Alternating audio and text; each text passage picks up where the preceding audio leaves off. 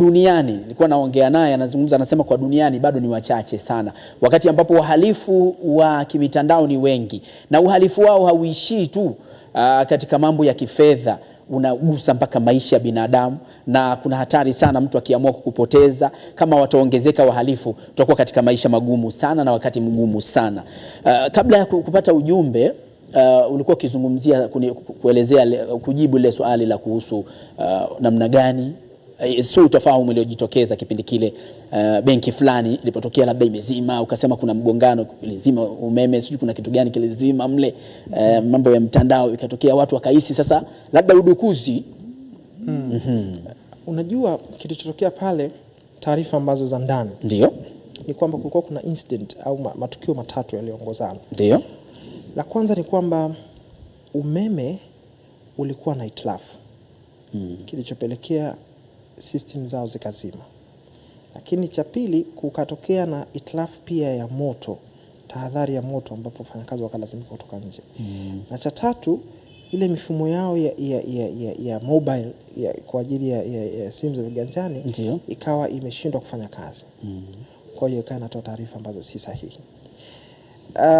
Tukiliangalia hilo, watu wakawa wamepata taarifa kwamba benki hiyo imeingiliwa na wahalifu wamechukua pesa zote. Kwa hiyo watu wanapoangalia akaunti zao wanakuta ni sifuri kutokana na tatizo la tatu. Wakaambiwa kwamba wafanyakazi walitolewa nje kwa ajili ya kufanyia uchunguzi, wakiangalia kweli wafanyakazi watoka nje kwa sababu ya moto na kadhalika. Kwa hiyo matukio yakawa yamegongana hivyo, na mimi sikulizungumzia lile siku husika. Maana yake nilibidi nifanye kwanza uchunguzi wa tafiti. Huwezi kutoka kuzungumza vitu au ukaafiki tu. Na nilizungumza hilo pia, nikatoa na ushauri kwamba kuna mjadala mrefu sana tulibadilishana, tulivutana sana, na watu wakasema tueleze tu kileo, kwa nini unakimbia kuzungumzia swala la DDoS attack hapo. Nikawaeleza kwamba huenda ikawa ni moja tatizo, lakini hatuwezi kusema moja kwa moja kwamba hiyo inaweza ikawa tatizo. Lazima ueleze hiyo tatizo chanzo chake ni wapi. Unaposema kuna DDoS attack, lazima ueleze imetoka wapi. Kwa hiyo nikasema tunaweza tukakuta hilo pia ni moja ya swala, lakini hatuwezi kusema moja kwa moja kwamba hili lilitokea. Na labda nilizungumzia hilo na niliandikia hilo, nikaeleza kwamba DDoS attack na watu ni kitu gani kwa faida kwanza na tusikilize. Ndio maana nataka kueleza, nikaeleza na jinsi gani watu wajilinde na masuala hayo. DDoS attack ni neno la kifupi, kirefu chake wanasema distributed denial of service. Yani hichi ni watu wanaweza wakasukuma vitu vingi sana kwenye mfumo wako, ili mfumo wako ukasambaza kazi. Wakakuletea taarifa au wakakuletea, wanasema request, yani mfano mtu amekutumia message nyingi mpaka mfumo wako unashindwa kufanya kazi. Ile inaitwa distributed denial of service, DDoS attack. Ambapo hiyo inatumika zaidi watu wanapotaka kuzima mifumo fulani.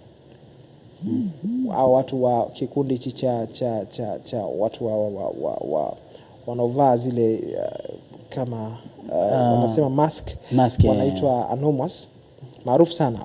Wanapenda sana kutumia hiyo aina ya attack wanapoona nchi fulani labda kuna swala limetokea hawajapendezwa nalo, labda Israeli na kadhalika, wanachofanya basi wanaangusha system zao kupitia hiyo DDoS attack. Na vile vile hiyo mara nyingine inatumika labda wanapotaka kufanya uhalifu mwingine. Kwa hiyo wanaleta hiyo kwanza ili waweze kufanya swala lingine kwa chini. Kwa hiyo hilo linaitwa DDoS attack. Kwa hiyo mimi moja kwa moja siwezi kuzungumza kwamba swala hilo linaweza likawa limeingizwa pale, lakini ninachoweza kusema tu ni kwamba swala kama hili linaweza likawepo pia changamoto kwa mabenki mengine yachukue tahadhari. Na ndio maana nikaandika pale, nikaeleza namna mabenki na kadhalika na watu binafsi kuangalia njia rafiki za kuweza kujilinda na masuala haya DDoS attack. Hivi wanatumia utaalamu gani katika kutoa fedha? Mtu unaingia kwenye ATM, hela zinafumuka tu. Kuna kitu hivi karibuni kulitokea tatizo kubwa sana ambalo lilitikisa anga ya usalama mitandao kidunia, na lililetwa kwenye attention yetu. Na mimi nikalizungumza kwa Watanzania pia. Kuna kitu anaita type cool. ni karibuni imetokea hii. Tycoon. Tycoon hii ni aina fulani hivi ya virusi ambavyo wanaweza kuingiza kwenye mfumo ule wa ATM. Wanapoingiza, wewe unakuwa unapata kujua sasa nini unatakiwa kwenda kufanya pale. Wala uhitaji kuwa na kadi. Unabonyeza tu pale, kuna namna unaingia ile mfumo, pesa zinaanza kutoka nyingi sana. Hiyo namna moja. Na vile vile kuna namna nyingine huko kwenye ATM, watu wanatengeneza kadi feki. Kadi feki ambazo ilikuja katikisa sana Tanzania. Nafikiri unaona kuna kipindi walisema wizi wa ATM watikisa mabenki ya Tanzania. Kwamba walitengeneza kadi feki kata takriban 200 ambapo walikuwa wanaingiza kwenye benki na wanaweza kutoa pesa kirahisi tu, kadi ambazo si valid, yani si sahihi. Sasa wanapataje namba za siri wakati? Na hii ni changamoto nyingine, nashukuru umeniuliza. Nimekuwa nikizungumza kwamba kwenye masuala ya namba za siri, kwenye masuala haya ya passwords, maneno ya siri, ni lazima kuwe kuna uangalifu. Unajua mara nyingi Watanzania wengi sana kwenye namba za siri za Tigo Pesa, labda hizi mabenki na kadhalika, anaweka mwaka wake wa kuzaliwa. Anaweka tarakimu za mwanzo za namba yake ya simu au za mwisho. Yeye akiwa anajua kwamba hii itamsaidia yeye akumbuke kirahisi. Lakini anasahau kwamba wahalifu wameshajua kwamba mara nyingi watu unasema Tigo Pesa zangu zote zimeshatolewa. Imefanyika swapping, watu wameguess huyu amezaliwa mwaka fulani, au amepata labda kitambulisho chako, amejua amezaliwa mwaka fulani, wanaingiza pale kwenye simu yako, anatoa pesa kwenye Tigo Pesa, kwenye M-Pesa na kadhalika. Kwa hiyo watu wamekuwa wakitumia namba hizo. Lakini watu wakiwa wanatumia tarakimu zao, mtu akipata namba yako ya simu, anajua tarakimu za mwisho zinaweza kando password yako ya Tigo Pesa, M-Pesa na kadhalika. Sasa hivi vitu hivi ndio vinasababisha watu wanapata kirahisi sana hizi password.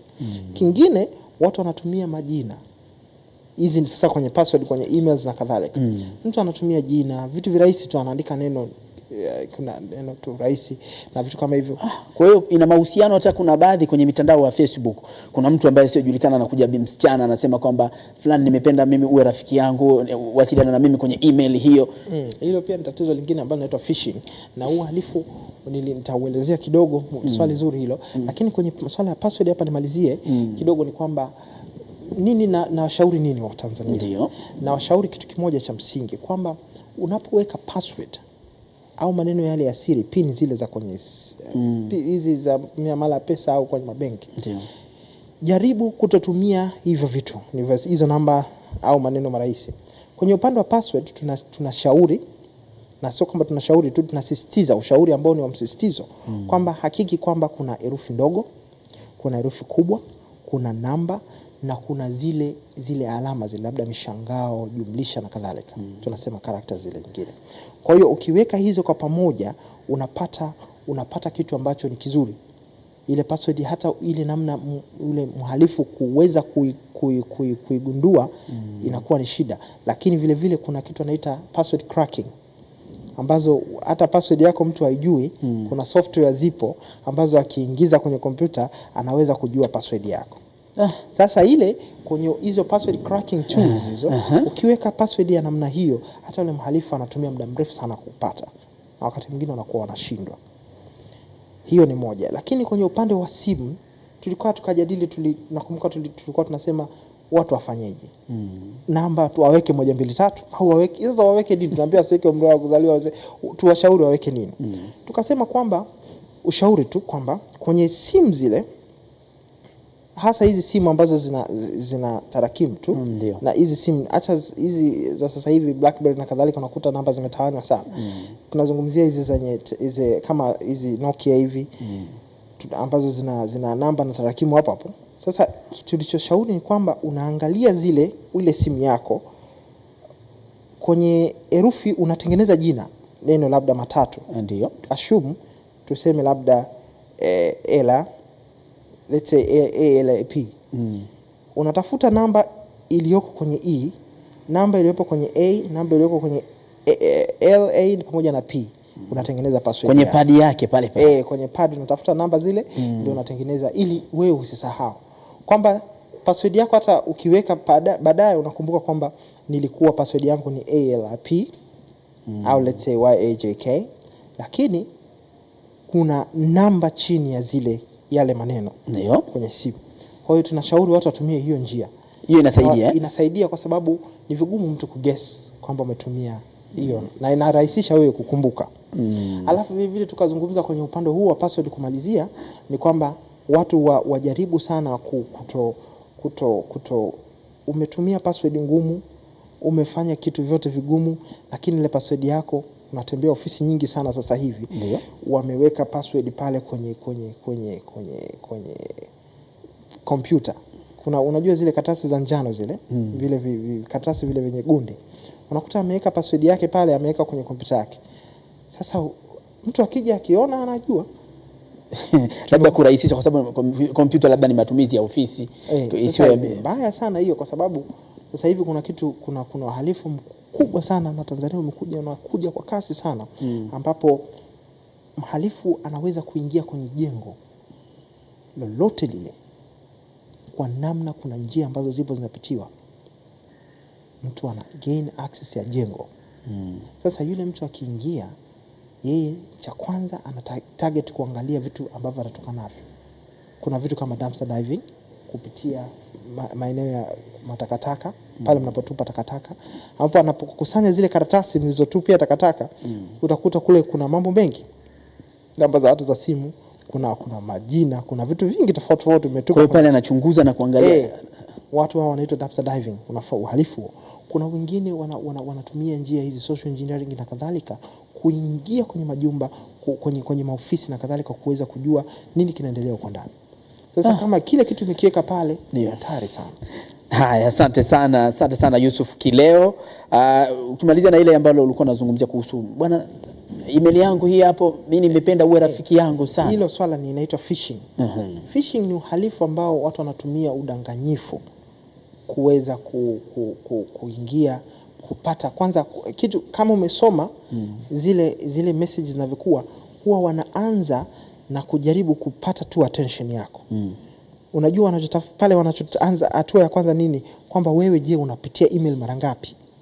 Na je, unajibu haraka? Kwa hiyo pale anakuambia tu, labda anakusalimia tu. Utakapomjibu ile haraka, ndo anasogea mbele. Nimevutiwa na profile yako, ningependa uwe rafiki yangu. Ile ni katika kuangalia, je, utamjibu haraka? Unapomjibu kuna mambo makubwa mawili. La kwanza, anaweza akawa ni yeye, ile ni njia kutaka kujua tu uwezo wako wa kujibu haraka ili aendelee kutengeneza njia ya kufikia. Ndio. Ya pili, anawezekana unapojibu ile tayari ameshaingia kwenye mfumo wako. Maana yake anakuwa amepata vile vitu vya awali vya kufanya kitu kinaitwa scanning, ambacho kinaweza kumsaidia yule mhalifu ambaye amekutumia ile message kuweza kujua IP address yako ni ipi na kadhalika, ili kuanza kuangalia namna gani atakuingilia. Asante sana. Mmoja anasema the problem of this country, hakuna governing policy on ICT. Uhalifu utaongezeka tu. Hajaandika anaitwa nani, lakini ndio ameanza hivyo kuandika arafa yake. Utapata nafasi na wewe kupiga simu kuweza kumuuliza Yusuf Kileo ambaye ni mtaalamu, miongoni mwa wataalamu wachache duniani katika mambo ya usalama wa kimitandao pamoja na makosa ya kidijiti. Tuko naye hapa leo hii kwa ajili ya kutoa elimu hiyo ya uhalifu wa kimitandao. Utapata nafasi. Kwa hiyo nisome arafa hapa. Anasema asalamu alaykum wa rahmatullahi wa barakatuh hapo studio. Mimi leo nimeelimika kwa huyo mtaalamu hapo, kwani juzi tu nilitumiwa arafa, yani ujumbe kuniambia kuwa namba hiyo ukipigiwa usipokee. Niliandikiwa, anasema naona arafa yake ilikuwa ndefu kidogo, ngoja nijaribu kuifunga hebu ili tuweze kuisoma vizuri. Lakini imetoka, ilikuwa ndefu sana. Anasema asalamu alaykum, mada nzuri sana, imenivutia. Ningependa kazi za zile miwani wanayovaa haswa walinzi wa rais. Kwa mfano anaitwa Abdul Kadir Fest wa Loliondo, yeye ameandika hivyo. Anasema angependa kufahamu kwa mfano viongozi kuna wale walinzi wao huvaa zile miwani na zina mahusiano na yale ambayo uliyozungumza, japo hatutaki kuyagusa sana kwa sababu yanahusiana na usalama wa viongozi mbalimbali duniani. Kitu kingine ile labda unajua unapovaa miwani meusi kitu very obvious kwamba mtu anakuwa anayemwangalia wewe hujui anamwangalia nani. Kwa hiyo inakuwa ni technique tu ya kuweza kufanya wewe usijue nani anayetazama kwa wakati ule. Kwa sababu kawaida tunashauri watu wale wanakuwa wanaangalia maeneo tofauti kuhakikisha kwamba wanaangalia wapi kuna hatari. Sasa ile miwani haina tatizo. Miwani ambayo nafikiri alifananisha na ile anayozungumzia mimi ni hiyo miwani ambayo tunaita spy glasses. Spy glasses ni hizi ambazo Uchina wanafunzi waliingia nazo darasani. Zilikuja mpaka wanatumia darasani. Kwamba mwanafunzi anafanya mtihani, kila anachokiangalia kwenye swali, wa nje wanatazama, wanamjibu yeye anasikia, anaendelea kuandika. Wanafunzi wanafaulu wote. Kwa kupeana tu majibu. Wanapea watu wa nje wanawapa majibu ndani. Kwa hiyo ile uchunguzi ukafanyika, niliandikia hilo pia. Ndio. Uchunguzi ukafanyika, wakakamatwa watu na ikazungumzwa sana hiyo. Kwa hiyo make headline. Kwa hiyo miwani ile vile vile ilitumika na wahalifu hao wakiwa wanataka kujua wapi kuna maeneo nyeti ile. Wanatuma mtu wao anaenda kufanya uchunguzi. Marekani imekuwa ikitumia sana hiyo miwani, na hizo Google Glasses vile vile ambazo zinaweza kufuta vitu tofauti kuleta karibu. Teknolojia miwani hiyo inaleta shida.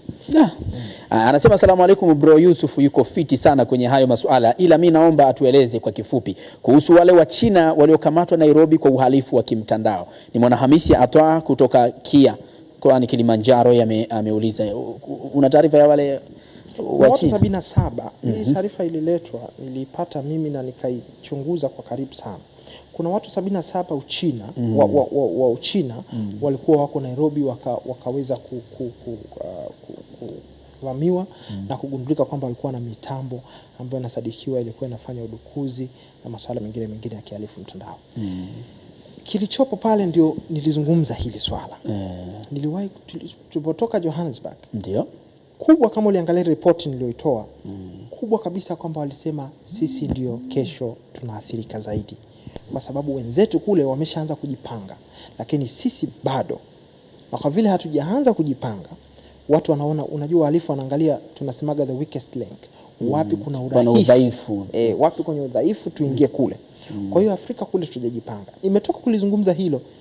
Kenya ikasikika, Tanzania tukapata kidogo msukosuko na kadhalika. Na nchi nyingi, Ivory Coast juzi hapa alipata msukosuko mkubwa sana wa kimtandao.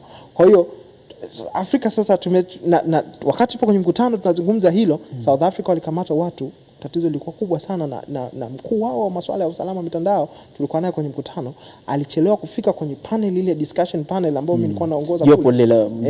Mjadala alichelewa kufika kwa sababu alikuwa anashughulikia hilo tatizo. Sasa tunazungumza wakati matatizo haya ya Afrika tayari yanaanza kutokea kwa kasi kubwa sana. Kwa hiyo tulisema kwamba Afrika ndio target ya kesho. Ndio walengwa wa kesho. Na kwa sababu tuna udhaifu mkubwa sana. Hatujijipanga na hatujaona umuhimu wa hivi vitu. Kwa hiyo hicho ndio kilichosababisha Kenya kule tukaona Wachina walishatengeneza base yao kule Kenya, wanafanya masuala yao mchanganyiko, lakini unaweza kukuta ni athari ilishaonekana kubwa sana. Alishaleta athari kubwa sana, lakini ndio hivyo amekamata. Haya, anasema asalamu alaykum ndugu Kileo, amefafanua vizuri sana, kipindi kizuri sana. Anaitwa Maulidi Kuduga kutoka The University of Dodoma, yeye anatufuatilia kwa hivi sasa na kushukuru sana kutoka chuo cha Dodoma kule. Anasema anaitwa Zainabu wa Kinondoni B. Ni vipi mtu ambaye anakutumia SMS za matusi? Mimi juzi kati kuna mtu kanitumia SMS hizo na mimi sikumjibu lolote lile. Mnafanyaje kwa wahalifu kama hao? Watu hao wanakamatwa na wanawekwa ndani kwa muda mrefu sana. Kwa sababu tunahimiza watu kwamba tuwe na matumizi salama ya mtandao. Sio tu kwenye simu. Kuna watu wengine kazi yao wao wametengeneza blogu zile, wanaweka vitu visivyofaa, wanaharibu jamii badala ya kutengeneza. Ndio maana sasa hivi tuna usajili wa simu. Usajili wa simu umekuja kuhakikisha kwamba tuna control haya matatizo ya simu. Ile simu mtu anaposajili anajulikana mpaka wapi yuko. Umeelewa vizuri? Sasa kinachotokea, mhalifu yule unapo ripoti tatizo kama lile, yule mtu anakuwa rahisi kufuatiliwa na kukamatwa na anawekwa ndani. Sasa hivi tumekuja na mpya kwamba TCRA wanasimamia hii ya tunataka tuanze ku register hizi blogs, kusajili hizi blogs, kusajili hizi blogs kwamba watu wajulikane nani na anafanya blog ya namna gani na kutoa vitu vya namna gani, ili uwe rahisi kufuatilia vitu, ili mmomonyoko wa kijamii usitokee. Asante sana. Anasema kiukweli nimejifunza mengi katika kipindi cha leo. Asanteni sana Radio Imani, Mungu awajaze nguvu, mzidi kutuelimisha. Anaitwa Salim Mfoi wa Kimara, Radio Imani, elimu bila mipaka. Ameweza kumaliza hivyo kutoka Kimara, Dar es Salaam. Anaitwa nani huyu mwingine? Anasema Fundi Hamisi Fulumigebuka. Nadhani umetuma nyingi Hamisi. Fulumigebuka kutoka Kigoma. Yeye anasema nimeipenda sana hiyo elimu kuhusu uhalifu kwa njia ya mtandao, maana kila siku huwa anapokea simu inbox zaidi ya 5, ila huwa siwajibu, badala yake huwa nazifuta tu. Sasa kuna wale wanaokutumia linki, kuna madhara gani kama utaingia kwenye linki ile? Kuna madhara gani kwa internet muda wote kuwa wazi, na TCRA wana mikakati gani ili kudhibiti uhalifu? Ameuliza maswali kadhaa pale, lakini tuanze na ile ya wale ambao wanakutumia linki. Safi sana. Hili swala tulikuwa tunaita workshop kwa Kiswahili tunasema warsha. Tuna warsha tulifanya na Costec wakishirikiana na Comsat. Kikubwa kilichokuwa kinafanyika pale, tulikuwa tunaonyesha masuala mbalimbali ya masuala haya ya kiusalama mtandao. Na ilikuwa imeshirikisha nchi takriban 24. Sasa pale hili swala ni moja ambalo tulilizungumza kwamba ile link, unajua kuna link mtu anaitengeneza, unapoibonyeza ile link yeye tayari anakuwa yupo ndani ya kompyuta yako. Hebu msaidia nayo tusikiliza, labda link ndo nini? Fundi Hamisi yeye anajua kwa sababu ndo kauliza hiyo. Yani link ni kwamba unapata message au email ambapo kuna kitu, kuna maneno yamewekwa pale, labda bonyeza hapa ili uweze kuunganishwa, bonyeza hapa ili uweze kujisajili, bonyeza hapa ili upate pesa, bonyeza hapa ili ushinde, bonyeza hapa kile kisehemu kile au upate taarifa hiyo. Mfano kuna hili kuja uhalifu huu ulikuja sana na nilizungumzia kwamba watu walikuwa wanasema umepata taarifa zako mbaya, Facebook group fulani inaleta tatizo sana, unajadiliwa kwa kina. Bonyeza hii hapa ukasome hizo taarifa zako. Unapobonyeza pale, mhalifu yule tayari yupo ndani ya kompyuta yako. Anakuwa anaweza kuitumia kompyuta yako kama wewe unavyoweza kuitumia. Anaweza kuona kile unachokifanya, anaweza kufanya chochote na kompyuta yako. Anaweza akakusaidia kuzima, anaweza akakuharibia vitu, anaweza kukutolea ama kukuwekea kitu chochote kile ambacho kinaweza kuleta madhara. Hii ina mahusiano pia na ile kitendo cha mtu kukuwekea picha chafu, ikaonekana iombe bwana kaweka picha chafu bwana kwenye nani yake, mtandao wake. Ndio hayo. Watu unabonyeza tu hizi linki hizi zinakule, mtu anakuwa na kuanza kukuwekea vitu Facebook. Kuna ndugu yangu mmoja mpaka akaniambia bwana mimi mpaka huko nimetoka. Alikuwa anatumika, kuna mtu aliweza kumuingilia linki hizi, anabonyeza akaweza kumuingilia, as a result hatimaye ikawa imesababisha watu wanaoangalia wasifu wake wanaona ameweka picha za ovyo, ameweka yani hazifanani na yeye, lakini kumbe sio yeye, ni mtu mwingine anafanya hivyo. Asante sana. Kuna swali lingine, kuna madhara gani kwa kama utaingia kwenye linki ile? Umeshalijibu. Kuna madhara gani kwa internet muda wote, kuwa wazi internet muda wote? Labda kwa ufupi sana, maana tuna message ni nyingi kweli hapa. Ushauri ni kwamba kwanza, kama huna matumizi na mtandao, ni vizuri ukajitoa. Ukazima tu ile mtandao wako, hata kwenye simu wapi, ukatoa tu ile data unazima. Bas, unataka kutumia unawasha. Kwenye waya utaka kutumia toa. Yani ushauri huo, kwa sababu unapokuwa uko mtandaoni unaongeza wigo mkubwa wewe kuweza kuathirika. Sababu ukiwa hauko mtandaoni mhalifu hawezi kukuingilia. Ukiwa mtandaoni mhalifu anaweza kukuingilia. Asante sana. Haya, utapata nafasi baada ya dakika 2 wewe, na najua mna hamu sana ya kupiga simu. Anasema asalamu alaykum, nilitumiwa SMS kuwa nimepata paundi 1000 kuwa nimeshinda kwenye mashindano ya Pepsi Uingereza. Haya, hii inakuaje? Kwa mfano kampuni yote kukushajisha kwamba umeshinda sehemu fulani. Ndio hizo tunaita phishing. Kwamba unataka uwe makini sana, unaweza kujikuta umeingia kwenye uhalifu ambao ni umekuwa victim, yani umekuwa na wewe ni muathirika.